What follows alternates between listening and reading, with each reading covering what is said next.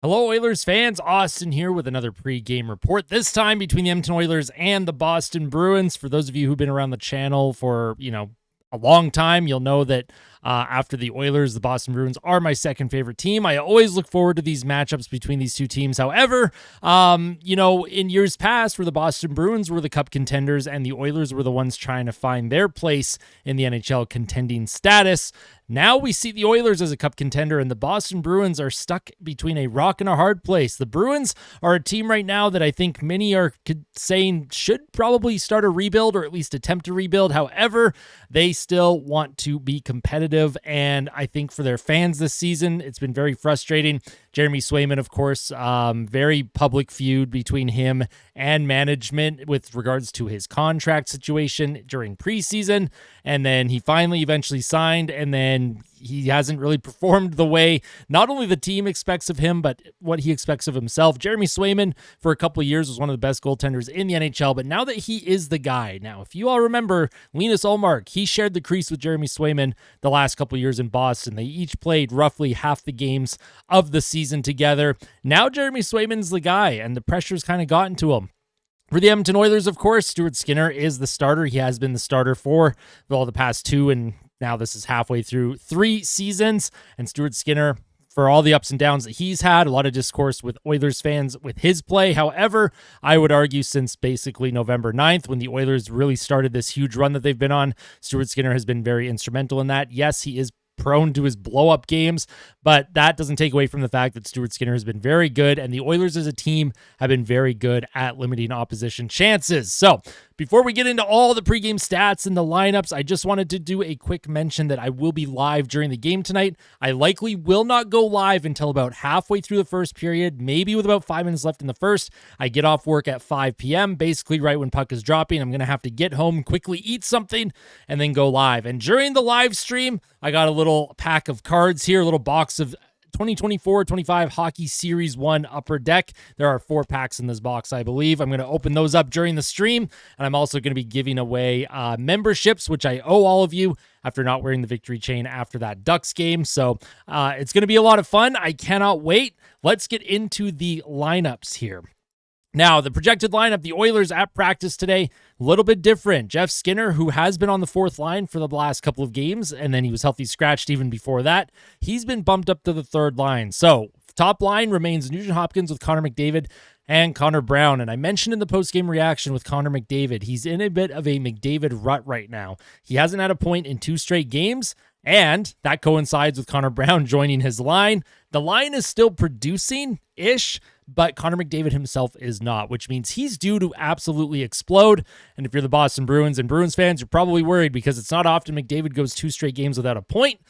Another interesting fact about McDavid 2 straight games without a point is that the Oilers won both games, and it's the first time in his entire career that he's gone pointless in 2 straight games, and the Oilers managed to win both games. That is absolutely unbelievable. That is a crazy stat, and something worth noting before we get into the game tonight. Second line, Vasily Podkolzin with Leon Draisaitl and Victor Arvidsson. This has arguably been Edmonton's best line this season in terms of overall driving play, the advanced metrics. If you're into the analytics like me, you absolutely love this line. If you're into the 5-on-5 play, you absolutely love this line. Leon Draisaitl, of course, is second in the league in 5-on-5 points, and he's first in the league in 5-on-5 goals.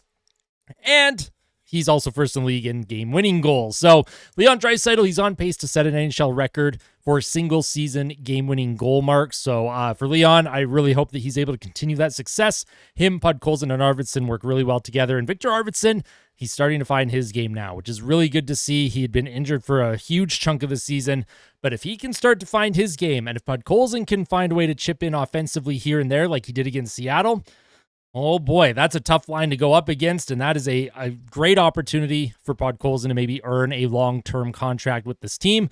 I think the team is a huge fan of what he brings, and I think Draisaitl absolutely loves playing with him. We love Vasily Podkolzin here in Oil Country on the Austin Hockey YouTube channel. I love him. Third line, like I mentioned, Jeff Skinner's been elevated from that 4th line. He's now on the 3rd line with Adam Henrique and Zach Hyman.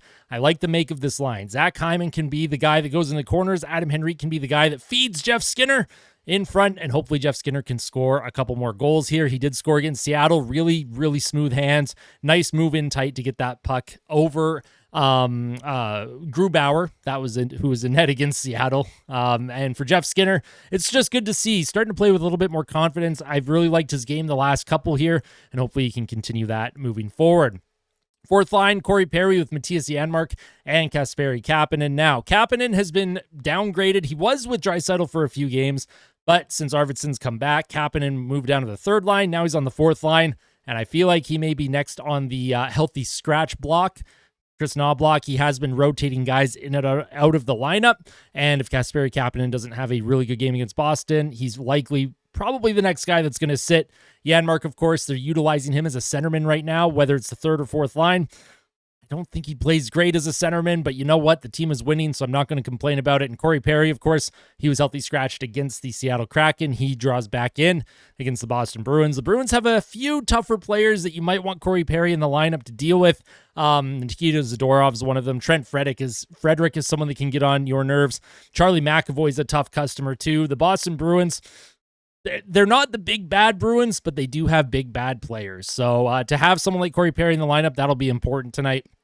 On defense, Matthias Ekholm with Evan Bouchard, Darnell Nurse with Troy Stecher, Brett Kulak with Ty Emberson, although Kulak does get elevated and play with Darnell Nurse very consistently, so look for that to continue. And I do project Stuart Skinner will get the start against the Boston Bruins. Now, let's get into the game day predictions and stats. The Boston Bruins this season, they are 20-17-5, 4-4-2 in their last 10 games, and they've been sputtering. They've lost 4 straight games, 3 in regulation, 1 in overtime, and they haven't looked great either.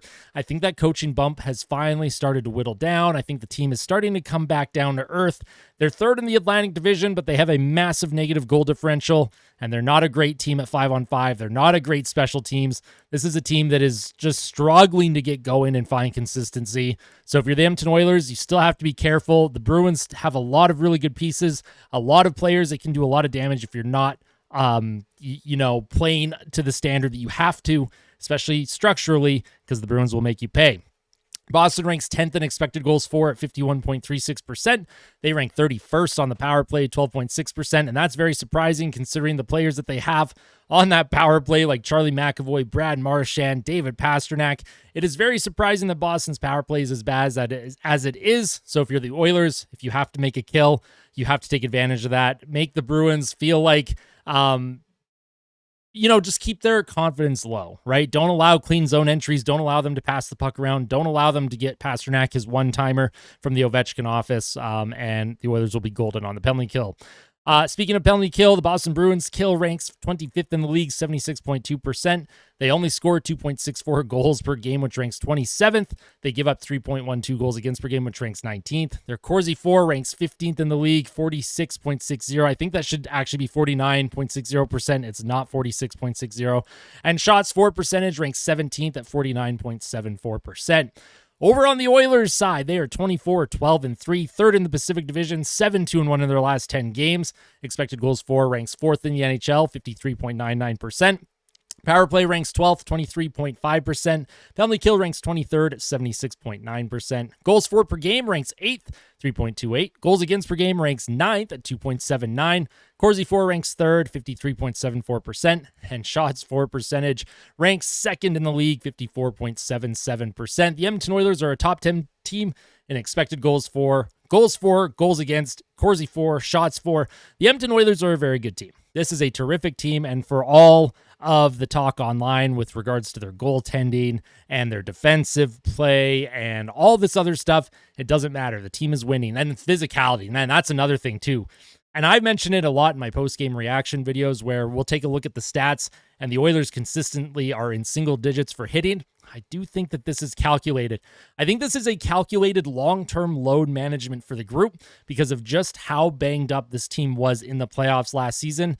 I think once the playoffs start, they're going to be way more physical because you kind of have to be in the postseason.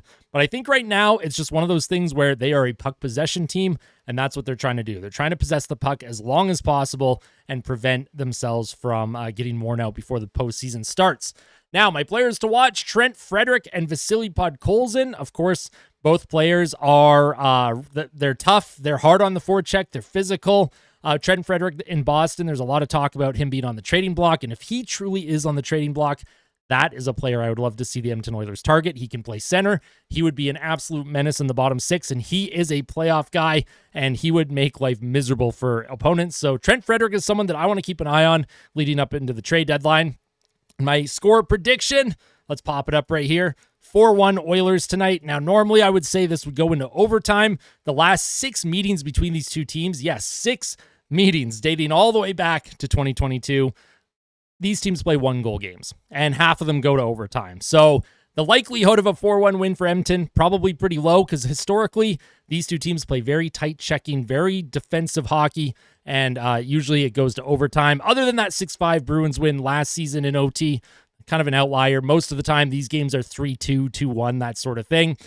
But that's pretty much it for me. That is my pregame report. I hope you really enjoyed it. I hope to see you during the live stream tonight. I am excited to open some hockey cards. It's something that I will be implementing in the future on this channel as well, just in general, because it's something I like doing. And I think it's something that a lot of you like doing. It's something that a lot of you have asked me to do, so I look forward to it.